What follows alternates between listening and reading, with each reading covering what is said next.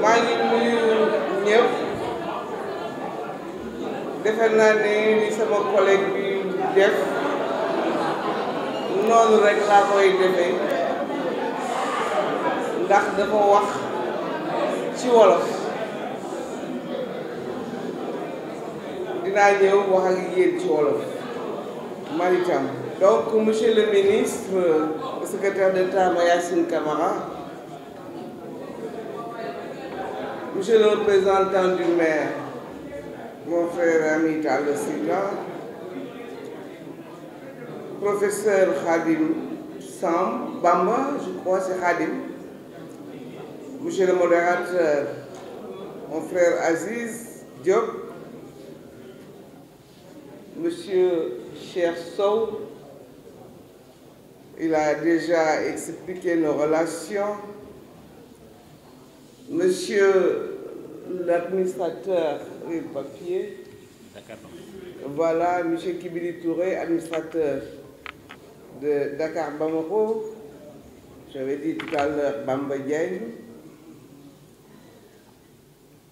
chers amis, je parlerai aussi, je vais saluer les responsables politiques qui sont là, les présidents de mouvement, mon frère Ablaye Dieye, parce que nous avons aussi Pape Doumbouya et d'autres. Chers cheminots, on dit cheminote, j'ai entendu parler de cheminote. Chère population de Thiès, mais surtout la jeunesse.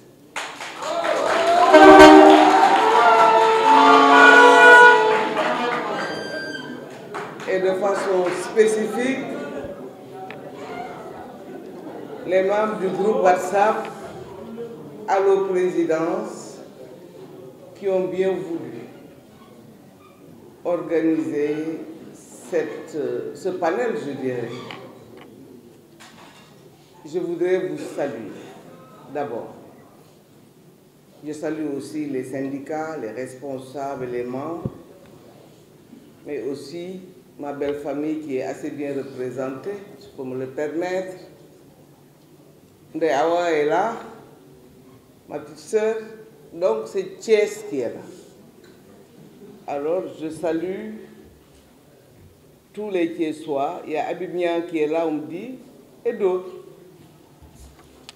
Je vais en oublier certains, mais sachez que telle n'est pas ma volonté.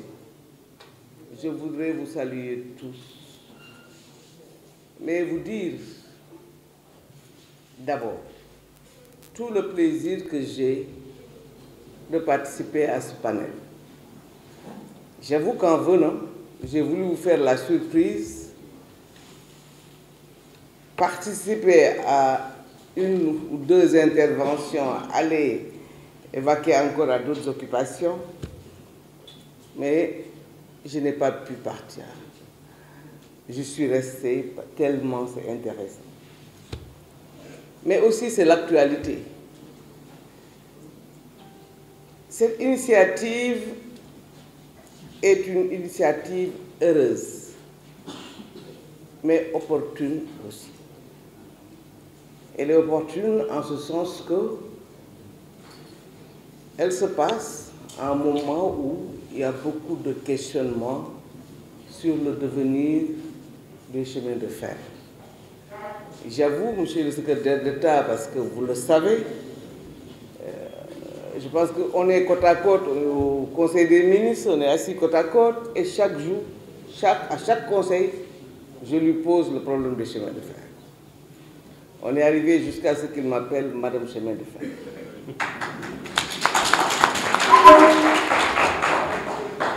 Je suis tout le temps interpellé au niveau de Thiès, mais je dis on est dans un état et il y a des responsables. Il y a un ministère dédié, j'ai les informations, mais je préfère que ces informations sortent, en tout cas du ministère en charge de l'affaire. Le chemin de fer chez nous, qu'est-ce que ça représente? Beaucoup de choses. Qu'est-ce que le chemin de fer représente au Sénégal? Nous avons grandi avec le chemin de fer. C'est ancré dans nos mémoires, le chemin de fer. Je me rappelle les trajets Dakar, je dis Dakar, Linguère, mais Saint-Louis, avec tout le commerce qu'il y avait, une économie locale tributaire du chemin de fer, qui a décliné. Il faut l'accepter. Il y avait, je me rappelle, les vendeuses de lait, de fruits, de légumes, de viande, de poissons, de tout, qui montaient à chaque gare. Chaque fois que le train s'arrêtait, il y avait des gens qui montaient, juste des voyageurs, mais il y avait un commerce pendant un temps.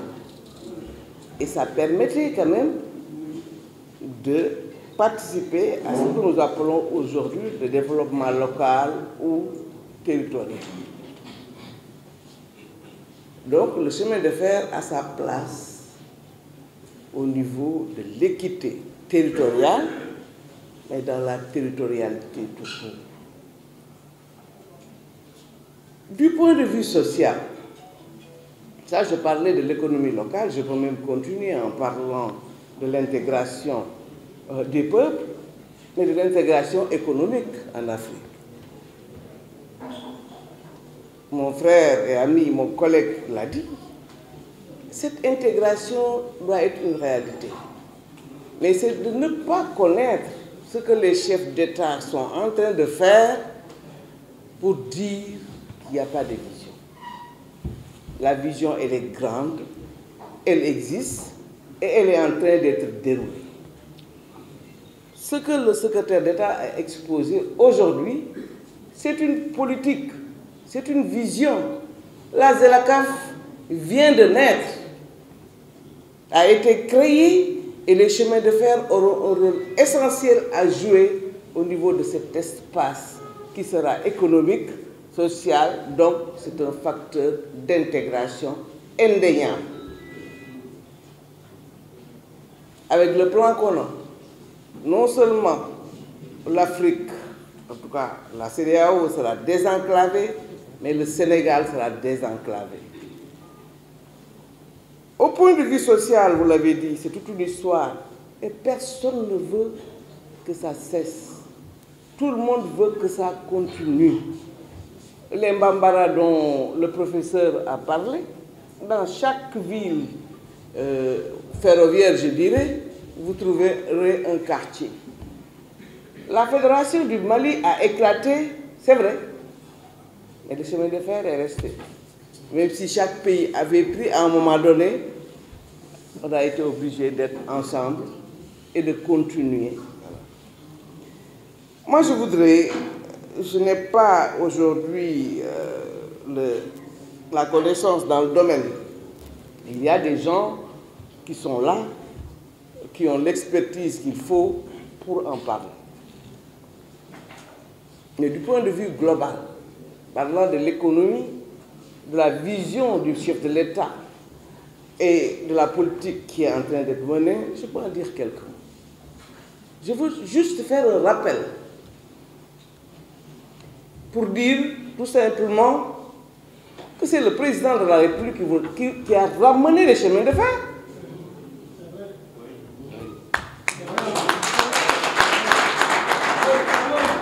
Vous l'aviez perdu. Vous n'étiez pas à l'aise dedans. C'est parce qu'il a cru en vous, qu'il a une vision et il croit au chemin de fer, qu'il a repris les chemins de fer. Pour en faire, pour non seulement continuer, mais en faire un levier de développement au niveau de Thiès et dans le Sénégal. Alors, j'ai l'habitude de dire une chose. je suis les négociations et la façon dont les ministères, je dirais le ministre en charge du transport, le secrétaire d'État, comment ils défendent ce dossier. Chaque jour que je fais, quoi, ils l'ont et ils y croient. Mais pourquoi ils y croient? Vous pensez que si le président de la République n'y croyait pas, ils allaient y croire? Vraiment. Ils déclinent une vision, et c'est la vision du chef de l'État.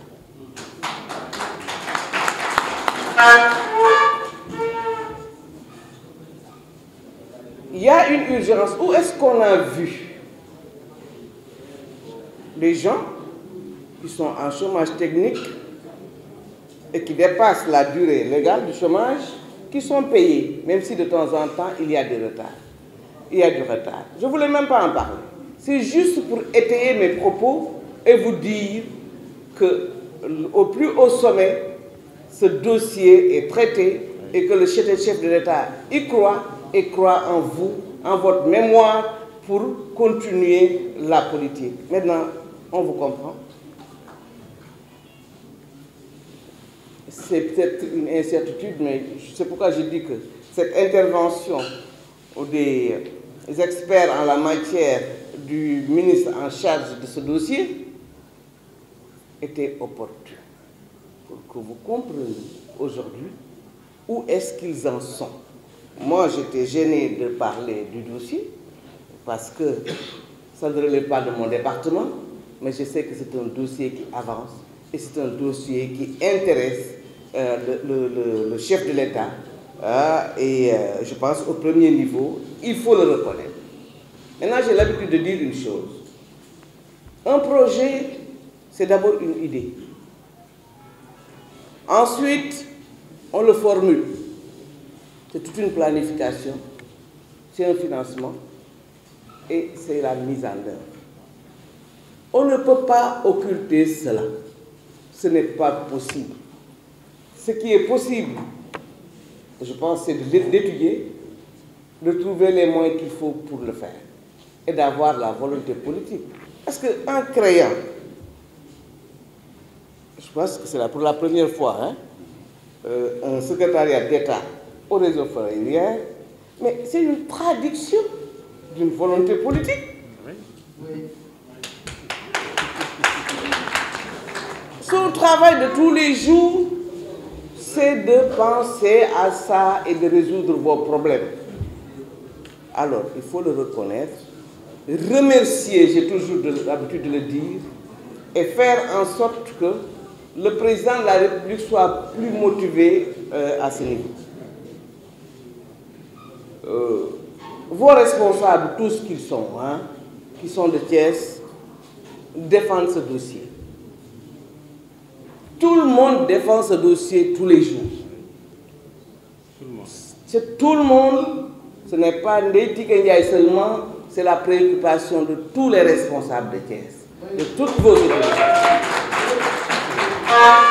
Alors, ayez confiance au chef de l'État, ayez confiance au ministère de tutelle, ayez confiance en vos responsables. Je pense que c'est ensemble, dans la sérénité, et pas les critiques, sauf s'il s'agit de critiques constructives. C'est ensemble, la main dans la main, je pense dans un climat serein, je dis empreint même de cordialité, de ce que nous savons chez nous, de dialoguer, qu'on va y arriver. Ça peut nous permettre de, je pense, diminuer, en tout cas, de résorber certains clivages qui n'ont pas de leur sens ici.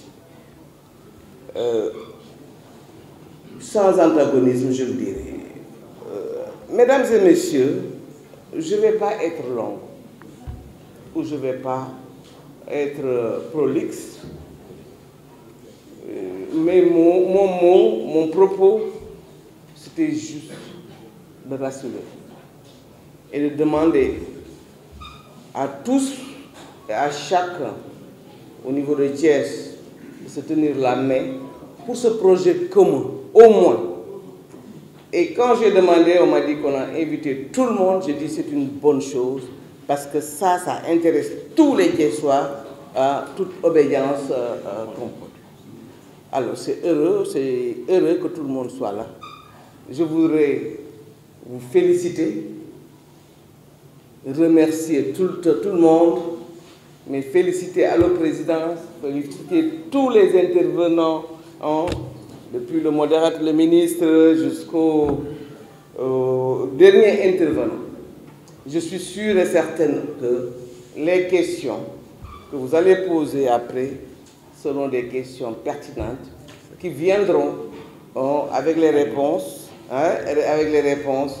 maintenant enrichir ce qui est en train d'être fait. Le professeur a parlé de mémoire. On prie pour que la mémoire reste. Il faut qu'on prie pour que cette mémoire reste. Il faut qu'on positive et qu'ensemble, qu'on arrive à trouver les solutions qui s'imposeront à nous parce que nous n'avons pas le choix. Il faut que, comme on dit, Youssou Ndour qui disait ça, je crois, Sahar gi Djogina, il faut que Sahar gi continue de rire fii ci Thiès ak feneen ci Sénégal. Merci beaucoup.